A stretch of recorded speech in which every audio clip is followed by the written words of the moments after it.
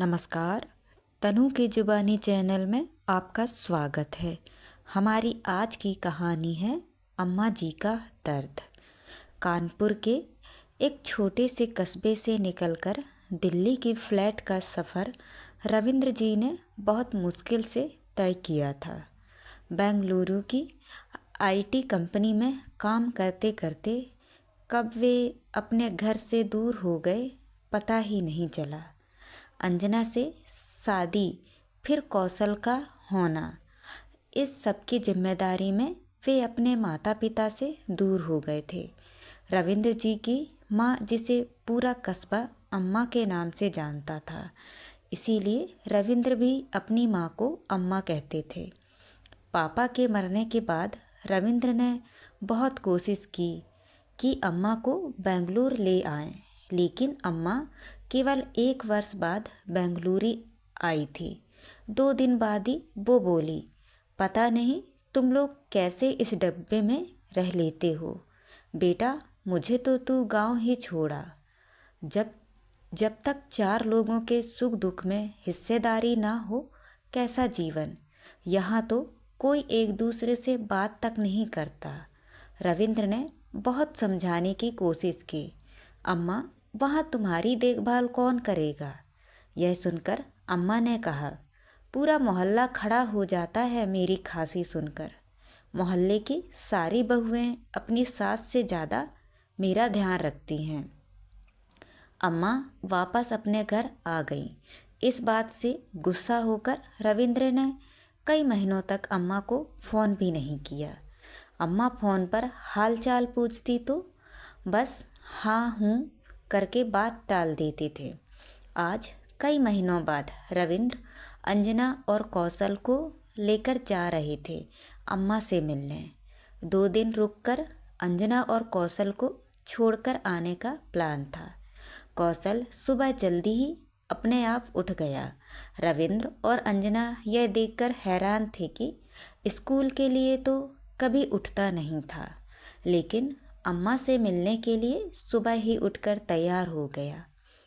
कौशल के कुछ खिलौने, कपड़े और जरूरी सामान अंजना ने पैक कर दिया था। रविंद्र, अंजना और कौशल तीनों अपनी गाड़ी से घर पहुंच गए। अम्मा को सरप्राइज़ देना चाहते थे, क्योंकि अम्मा भी ज़्यादा बात नहीं करती थी। रविंद्र के व्यवहार से गुस्सा थी। कार जैसे ही घर के पास पहुंची, कौशल झट से उतरकर भागा और घर में घुस गया। अंजना सामान निकाल रही थी और रविंद्र गाड़ी पार्क कर रहे थे। कौशल अम्मा जी चिल्लाता हुआ घर में गया। अम्मा जी घर के बड़े से आंगन में बैठकर मसाला पीस रही थी। कौशल को देखकर बोली, मेरा राजा बेटा, आज कैसे अम्मा की याद आ गई? रुक, अभी हाथ धोकर आती हूँ। यह कहकर वो मसाला सिल से समेटने लगी, फिर सिल बट्टे को धोने लगी। तभी रविंद्र और अंजना आंगन में आ चुके थे। अंजना ने अम्मा के पैर छुए। अम्मा ने बहू को गले से लगा लिया। रविंद्र भी आगे बढ़े अम्मा के पैर छूने तो वो बोली, जा, मैं तेरे से नहीं बोलती। बड़ी नाक ऊंची करके घूम रहा है। रविंद्र ने कान पकड़ते हुए कहा, छोड़ो ना अम्मा, अब माफ़ भी कर दो। कितना मन था तुम्हारे साथ रहने का। अम्मा ने कहा, अरे उस डिब्बे में तो मैं घुट के मर जाती। यह देखकर कौशल बोला, अम्मा जी, पापा को मुर्गा बनाओ। हमारे स्कूल में पनिशमेंट में मुर्गा बनाते हैं। यह सुनकर सभी हंसने लगे। रविंद्र बोले, रुक, अभी तुझे मुर्गा बनाता हूँ। यह सुनकर अम्मा ने कौशल को गोद में उठा लिया। खबरदार, जो मेरे पोते को कुछ कहा तो। अंजना रसोई में सबके लिए चाय बनाने चली गई। अम्मा जी कौशल के साथ बातें करने लगी। रविंद्र आंगन में पड़ी चारपाई पर लेट गए। इसी तरह मिलते जुलते 2 दिन कब बीत गए पता भी ना चला। रविंद्र वापस बेंगलुरु आ गए। 8 दिन के लिए अंजना और कौशल को अम्मा जी के पास छोड़ दिया। अम्मा जी शाम को कौशल को लेकर निकल जाती पूरे मोहल्ले में। हर छोटा बड़ा उन्हें झुककर प्रणाम करता। बहुएं पैर छूती। अम्मा जी पूरे मोहल्ले का हालचाल पूछती। यही रोज का काम होता था।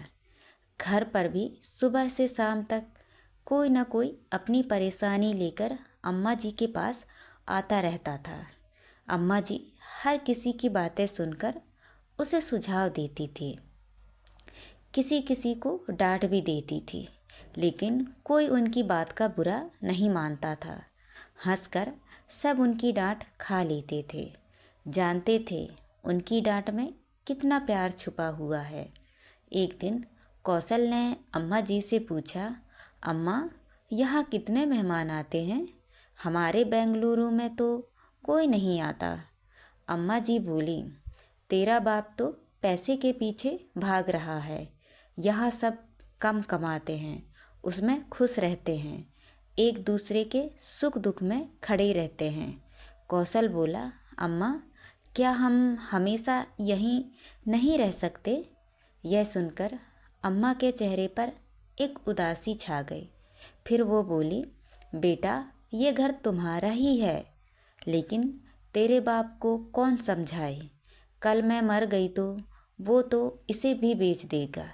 यह सुनकर अंजना ने कहा, अरे अम्मा जी, कैसी बात करती हो? अभी तो आपको कौशल के लिए बहू भी लानी है। कौशल बोला, अम्मा जी बताओ, कब लाओगी मेरे लिए बहू? अम्मा जी और अंजना दोनों हंस पड़े। फिर अम्मा जी ने कहा, चल शाम को ही तेरी बहू लाती हूँ, नहीं तो तू भी अपने बाप की तरह शहर में कोई ढूंढ लेगा। यह सुनकर कौशल बहुत खुश हुआ। चलो शाम को बहू तो मिल जाएगी। ना शादी का मतलब पता, ना बहू का, बस बहू चाहिए थी। 10 दिन बाद रविंद्र दोनों को लेने के लिए आए। अम्मा जी के चेहरे पर उदासी छा गई थी। अम्मा जी बोली, अब कब आएगा? रविंद्र ने कहा, अम्मा, छुट्टियों में आते रहेंगे। यह सुनकर अम्मा की आंखें नम हो गईं। बोली, मेरे छुट्टी पर जाने से पहले आ जाना। यह सुनकर रविंद्र बोले, अम्मा, ऐसी बातें क्यों करती हो? उसके बाद तीनों वापस चले आए। अगले दिन से सब अपने अपने काम में व्यस्त हो गए। करीब 3 महीने बाद एक दिन रविंद्र ने कौशल को रात को जगाया। बेटा, जल्दी से तैयार हो जा, अम्मा जी के पास चलना है। कौशल को कुछ समझ नहीं आ रहा था। ना छुट्टी है, ना कोई त्यौहार, फिर अचानक अम्मा के पास कैसे जा रहे हैं? रविंद्र, अंजना और कौशल तीनों घर पहुंच जाते हैं। गली के बाहर से ही भीड़ लगी थी। कौशल ने देखा, आंगन में अम्मा जी चादर ओढ़े लेटी है। पास में दीपक जल रहा है। रविंद्र और अंजना दोनों रो रहे थे।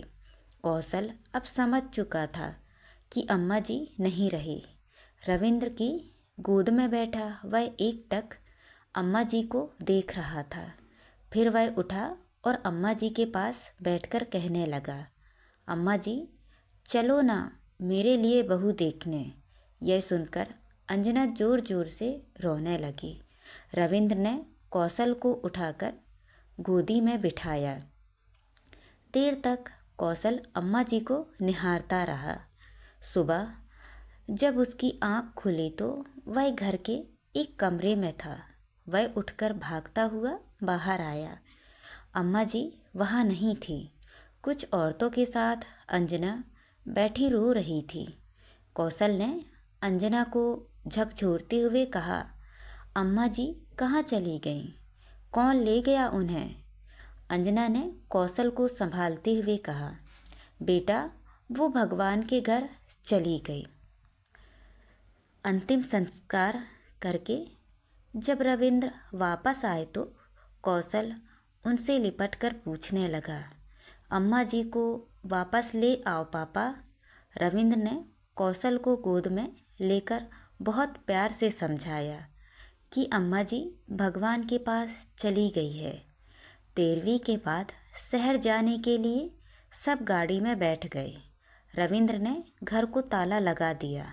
गाड़ी में बैठते ही कौशल ने कहा, पापा, अम्मा जी कह रही थी मेरे मरने के बाद तुम ये मकान बेच दोगे, क्या ये सच है? रविंद्र ने कौशल को गले से लगा लिया। नहीं बेटा, हम ये मकान कभी नहीं बेचेंगे, बल्कि वहाँ से सब बेचकर यहाँ आ जाएंगे। काश मैं अम्मा का कहना मानकर उनके साथ रहता तो अंतिम समय में अम्मा के पास होता। तो दोस्तों, ये कहानी आपको कैसी लगी?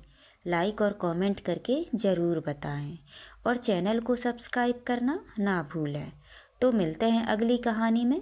बहुत बहुत धन्यवाद।